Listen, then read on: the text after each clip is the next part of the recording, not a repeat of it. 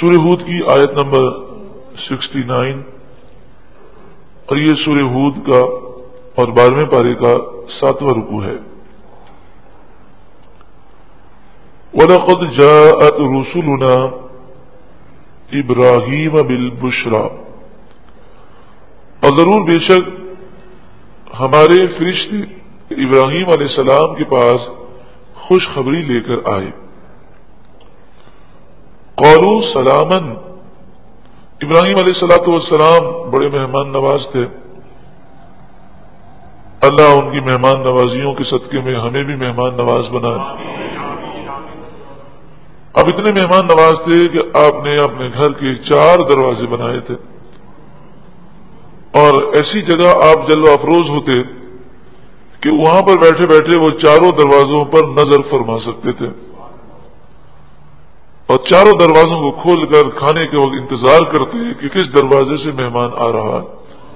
کبھی 1 میل 2 میل تک مہمان کی تلاش کرتے، کبھی 2 3 دن تک کھانا نہ کھاتے، کیونکہ مہمان جب تک نہ ملتا آپ اکیلے کھانا تناول نہ فرماتے۔ آپ نے مہمان نوازی کے لیے انتظامات بھی کیے تھے، اور آپ نے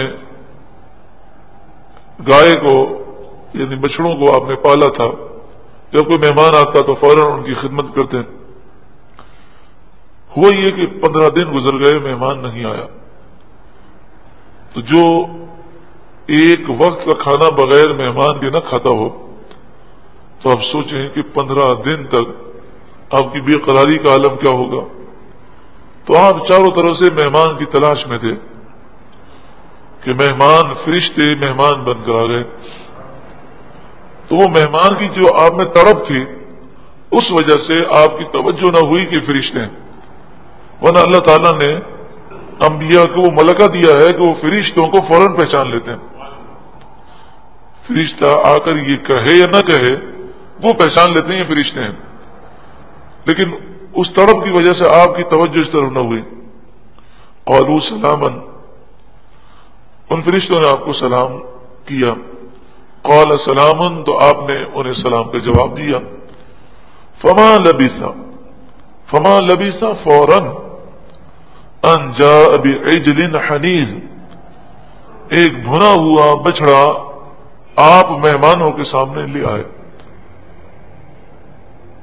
بڑی تیزی کے ساتھ آپ ان معاملات میں بڑے ماہر تھے، بڑی تیزی کے ساتھ آپ نے اسے ذبح کیا، اسے پکایا، اور تھوڑی دیر میں آپ وہ بھنا ہوا بچڑا ان کے سامنے آپ نے رکھ دیا۔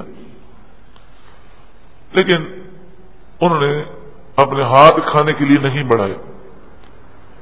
فلما رأى أيديهم، پھر جب آپ نے دیکھا ان کے ہاتھوں کو، لا تصل إليه،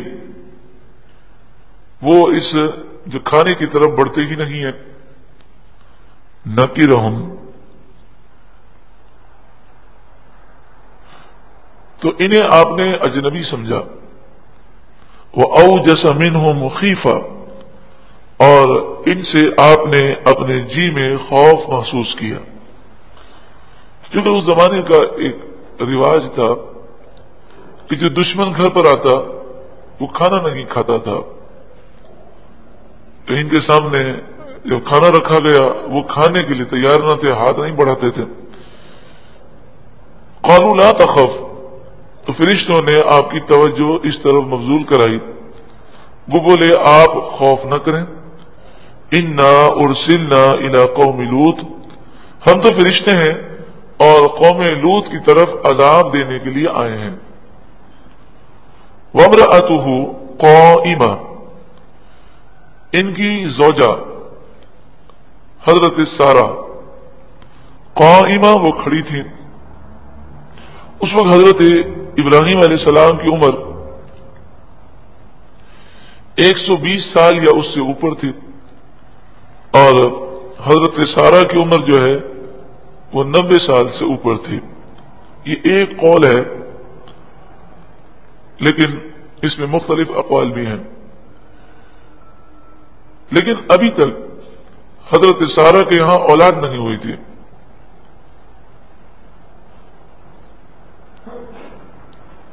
فضاحکت تو وہ ہنسنے لگیں. فبشرناها باسحاق، تو ہم نے اس عورت کو اسحاق کی خوشخبری سنائی، یعنی بی بی سارہ کو یہ خوشخبری دی گئی کہ آپ کو اللہ تعالیٰ بیٹا عطا فرمائے گا. وَمِن وَرَاءِ اسحاق یعقوب، اور اسحاق علیہ السلام کے بعد اللہ تعالیٰ یعقوب علیہ السلام بھی عطا فرمائے گا. 120 سال کی عمر میں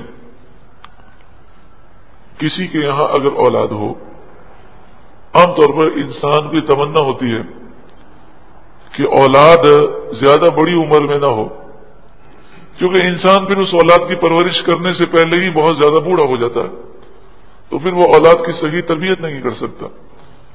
اسی لیے بعض لوگوں کا ذہن یہ ہوتا ہے کہ شادی جلدی کر لی جائے تاکہ جب اولاد جوان ہو تو ہم بہت زیادہ بوڑھے نہ ہوں، ہم ان کی صحیح تربیت کر سکیں. حضرت ابراہیم علیہ السلام کی عمر تو 120 سال یا اس سے اوپر تھی.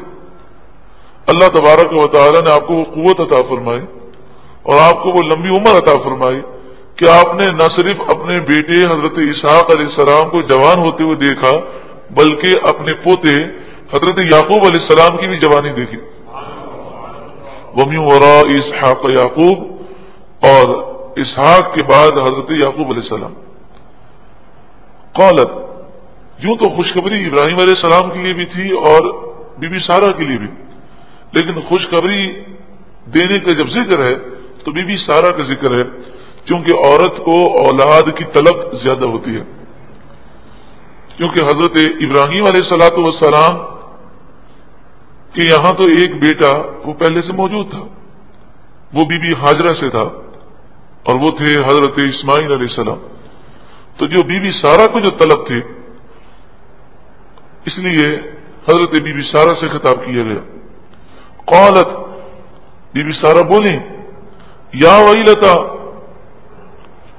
بڑے تعجب کی بات ہے، اَأَلِدُ، میں بچہ جنوں گی، وَأَنَا عَجُوزٌ، میں تو بڑھیا ہوں، میں تو بانجھ ہوں، وَهَذَا بَالِي شَيْخًا، اور یہ میرے شوہر بھی بڑی عمر کے ہیں. إِنَّ هَذَا لَشَيْءٌ عَجِيبٌ، بے شک یہ تو بڑی عجیب شے ہے. قالوا، فرشتے بولے، أَتَعْجَبِينَ مِنْ أَمْرِ اللَّهِ، کیا آپ اللہ کے حکم پر تعجب کرتی ہیں؟ رحمت اللہ وبرکاتہ علیکم اہل البیت، اے نبی کے گھر والوں، تم پر اللہ کی رحمت اور اس کی برکتیں ہیں.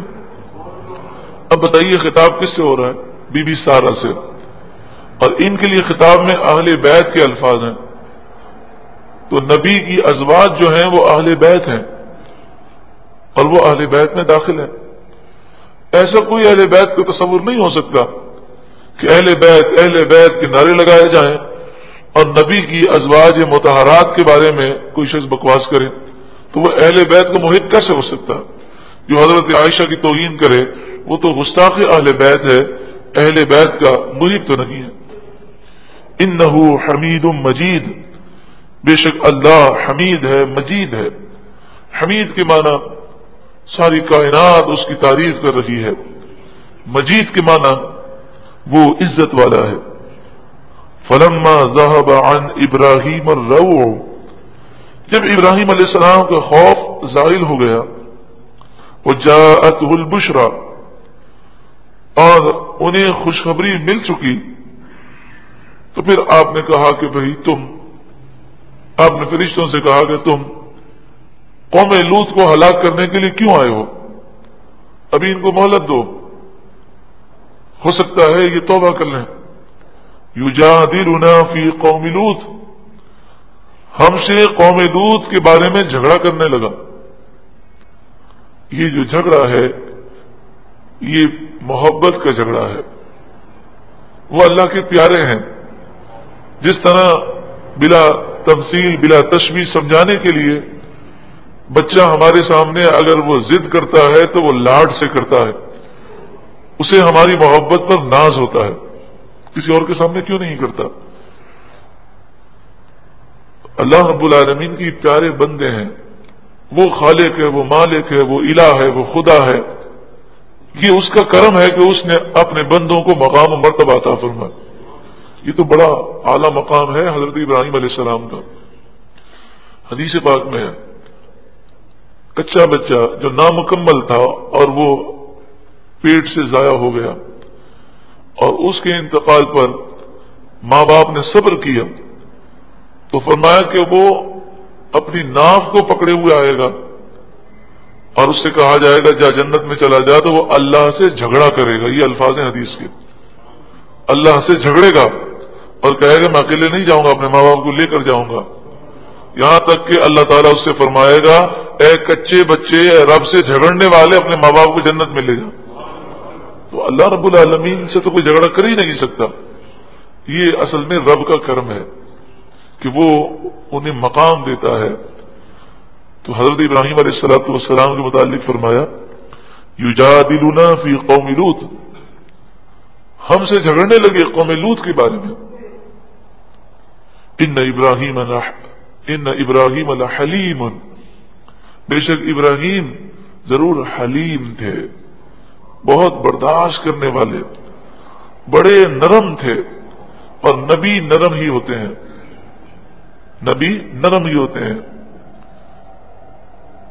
انہیں اللہ تعالیٰ ان میں اتنی نرمی, اتنی ہمدردی پیدا فرماتا ہے کہ وہ اپنے دشمنوں کے لیے بھی بھلا چاہتے ہیں. لحلیم, بڑے تحمل والے تھے. اواہن, بہت آہے کرنے والے. منیب, بہت اللہ کی بارگاہ میں رجوع لانے والے, یعنی بہت دعائیں کرنے والے, گر گڑانے والے. یا ابراہیم اعرض عن ھذا, اللہ کے مقبول بندے اگر کسی بارے میں سوال کریں اور وہ تقدیر کا اٹل فیصلہ ہو تو انہیں بتا دیا جاتا ہے کہ یہ اٹل فیصلہ ہے, آپ اس کے بارے میں سوال نہ کریں. یا ابراہیم اعرض عن ھذا, اے ابراہیم آپ اس معاملے سے اعراض کر لیں, آپ اس کا خیال نہ کریں. انہ قد جاء امر ربک, بے شک تیرے رب کا حکم آ چکا. وَإِنَّهُمْ آتِيهِمْ عَذَابٌ غَيْرُ مَرْدُودٌ, بے شک ان پر وہ عذاب آنے والا ہے, وہ عذاب آئے گا جو ٹلنے والا نہیں ہے. اور پھر انبیاء اور صالحین کا یہ انداز ہے کہ جب وہ جان لیں کہ یہ تقدیر کا فیصلہ ہے تو وہ اس پر راضی ہوتے ہیں, وہ اللہ کی رضا پر ہمیشہ راضی رہتے ہیں. وَلَمَّا جَاءَتْ رُسُلُنَا لُوطًا, اور جب ہمارے فرشتے حضرت لوط علیہ السلام کے پاس آئے, سِیءَ بِهِمْ وَضَاقَ بِهِمْ ذَرْعًا,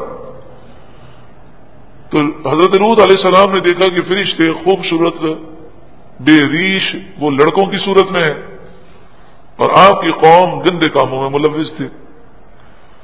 تو آپ کی توجہ اس طرف نہ گئی کہ یہ فرشتے ہیں.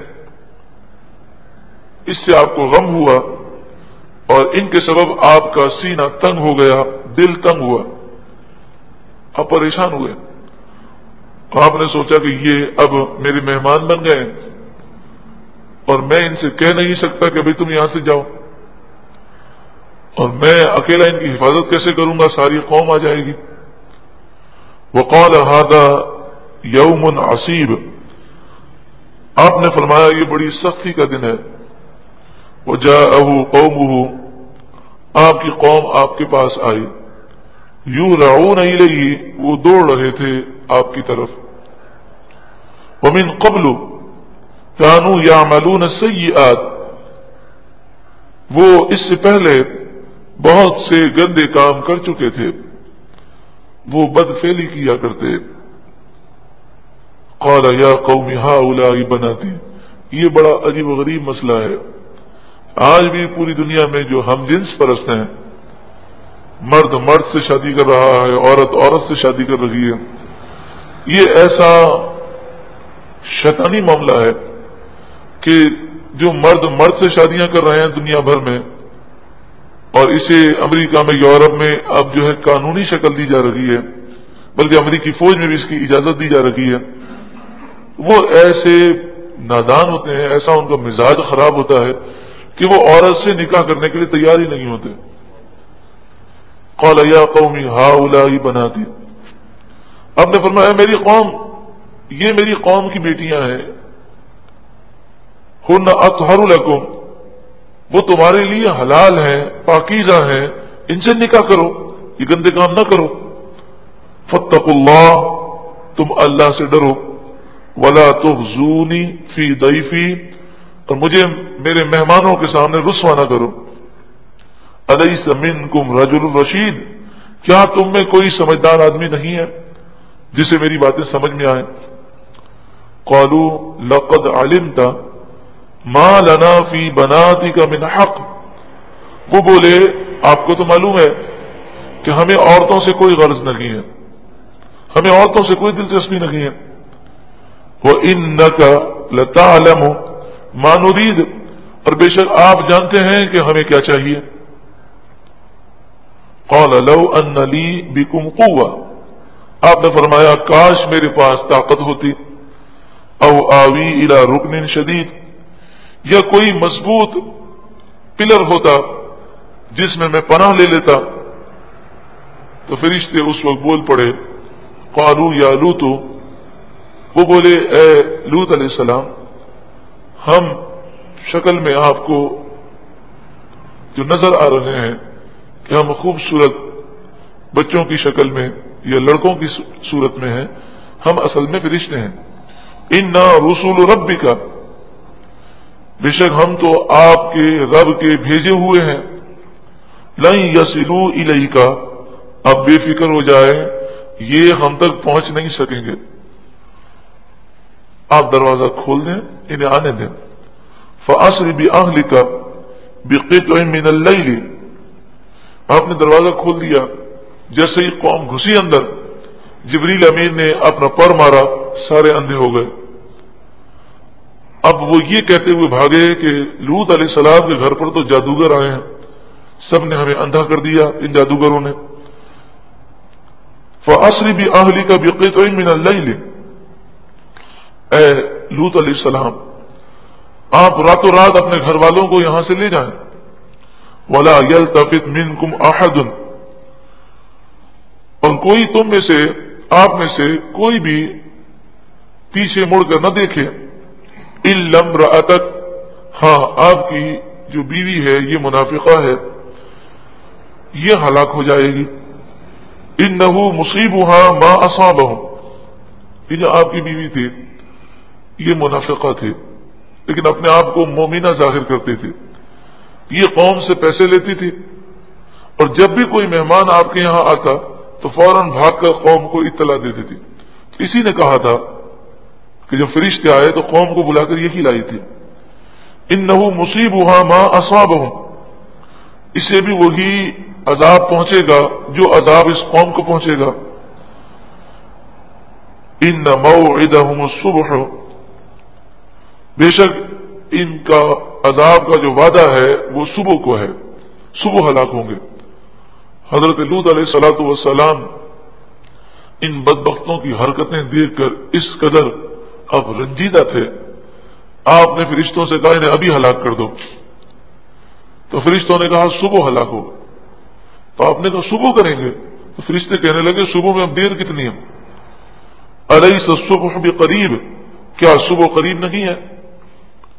فلما جاء امرنا، پھر جب ہمارا حکم آیا، جعلنا عالیہا سافلہا، تو ہم نے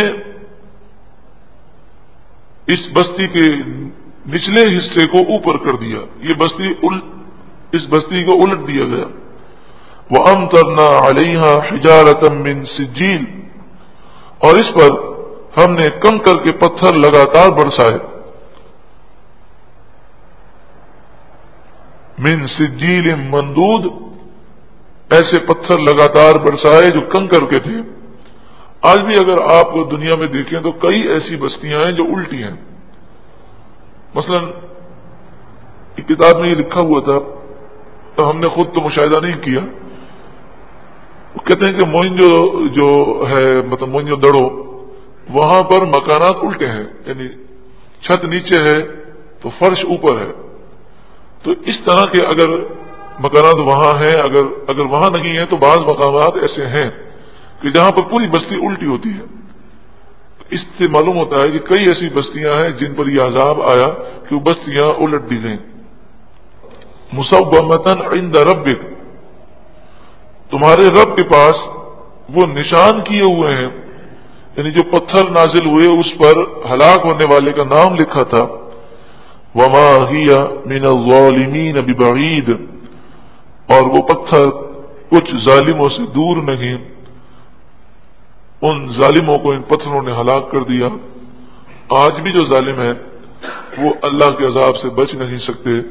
اللہ رب العالمین ہمیں ہر قسم کی گناہوں سے سچی پکی توبہ کرنے کی توفیق عطا فرمائے.